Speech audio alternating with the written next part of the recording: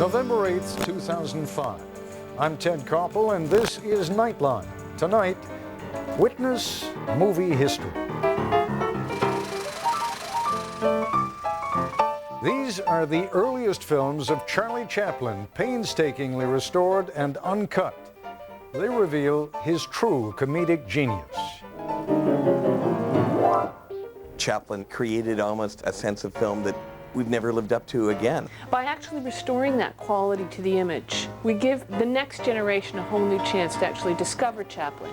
Stitched together from pieces found around the world, they have never been shown in this condition.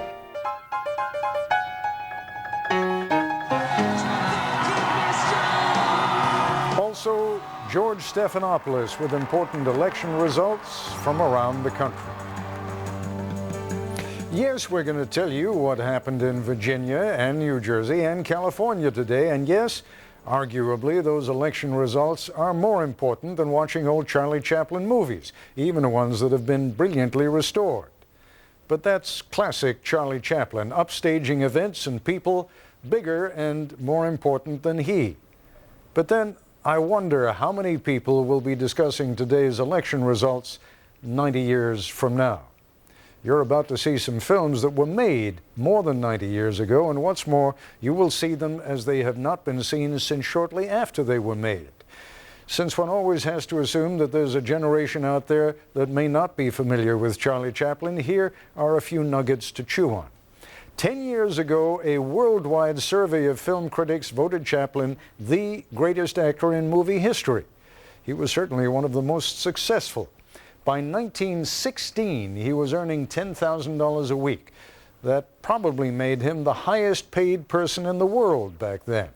He and a handful of other folks who were reasonably well known, Mary Pickford, Douglas Fairbanks, and D.W. Griffith, started their own film studio, called it United Artists.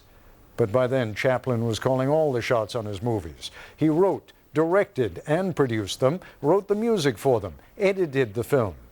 Something of a perfectionist and a control freak. But that may have grown out of what happened to his earliest films. Anyway, the British Film Institute has spent 2 years collecting and restoring some of Charlie Chaplin's early work. And Nightline contributor Sue Ellicott has compiled a sampling of what the Institute has achieved. 91 years ago, a guy with sad eyes looked into a lens, and a love affair was born. Charles Chaplin adored the camera, and the camera adored him back. This is Chaplin before there was Charlie.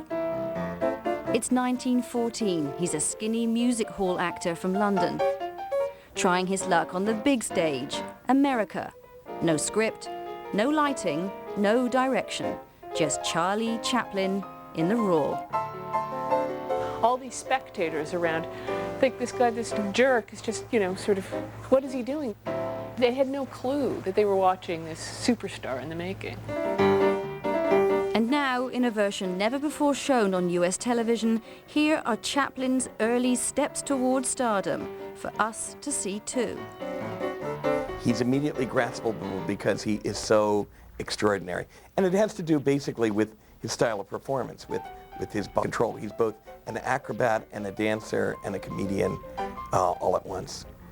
The kid auto races were going on in Venice, California, and they drove down that morning, set up a camera, and started to improvise. Now, the crux of it is that there are really two cameras. There's the camera in the frame, where it shows a director trying to film the races, and then this tramp keeps getting in the way of the camera. It's a moment in film history where the tramp appears fully formed on the screen. Wasn't something he'd been planning. There are various stories, all kind of legendary, but he put it on, and of course it's brilliant. The baggy pants, the too small hat, the tight waistcoat, the large shoes. And of course, the addition of his cane is a would-be dandy. He adds this kind of sense of flair. And interestingly, there's a director trying to throw him off. Most movies in circulation exist in one recognized form only, but not Charlie Chaplin's earliest films. They've been cut up and reassembled in dozens of different ways. Now they're here at the British Film Institute, home to more than 250,000 movies gathered over the course of the last century. And experts are trying to return them to the versions Chaplin originally intended. In the beginning, when Keystone made films, they made 20 prints of each film. I mean, they really literally thought that there was no future life for these materials. They thought they were just going to go out and make the next one. Chaplin was under contract to Keystone Studios and cranked out more than 30 comedies in a year, sometimes 1 or 2 a week. In the rush to get them into theatres, nobody paid attention to who was copying them or how. Negatives got damaged, originals lost, and in some movies, entire scenes were cut. These reels show how far from the original some of the distributed versions strayed. In the restored version on the left of the screen, Chaplin's 21st movie, The Property Man, includes these extra scenes. And the old man talking to Chaplin leaves the room earlier in the shorter, unrestored version.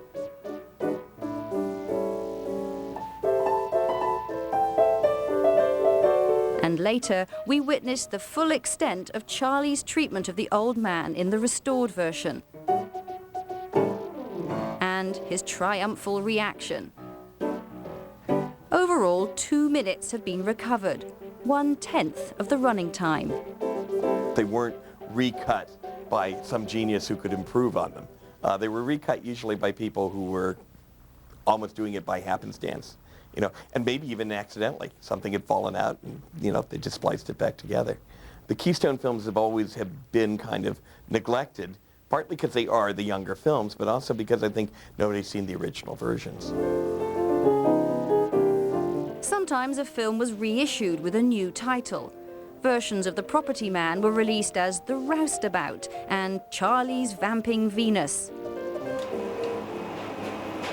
Bringing the Keystones back into shape will take another 3 years. The British Film Institute is sharing the restoration work with Cineteca in Bologna, Italy, using material from archives and private collectors on 5 continents. There's a certain sort of yellowness to it here. We'll always know that there's more material out there than we're ever going to discover. The Chaplin material was duplicated so many times that there's no possible way we're ever going to be able to say we have actually got every single film that ever existed on these Keystone films. But we think what we've got is some of the best surviving material. Material that dramatically improves the quality of images, so that the difference between old and new is often like night and day. Here, in another scene from The Property Man, Charlie is flirting with 2 women and has hidden a pitcher of beer inside his pants.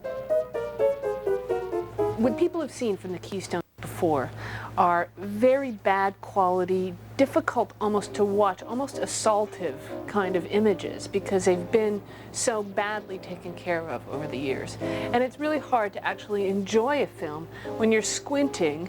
And so what we're doing is bringing the best possible quality back to those films. In The Property Man, Charlie manages the props at a small music hall, a jack of all trades behind the scenes. A rehearsal starts off badly and the acts get muddled up. He gets to flirt with the girls and annoy pretty much everyone else. And there were different endings too. In this version, the film ends with Charlie spraying the cast as the audience claps for more.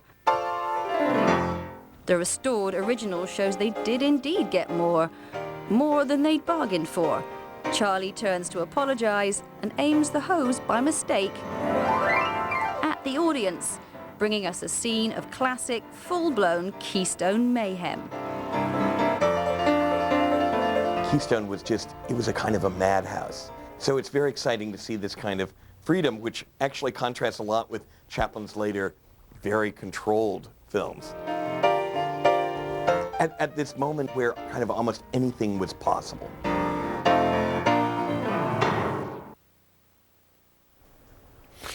So what do modern-day audiences think of these early Chaplin films?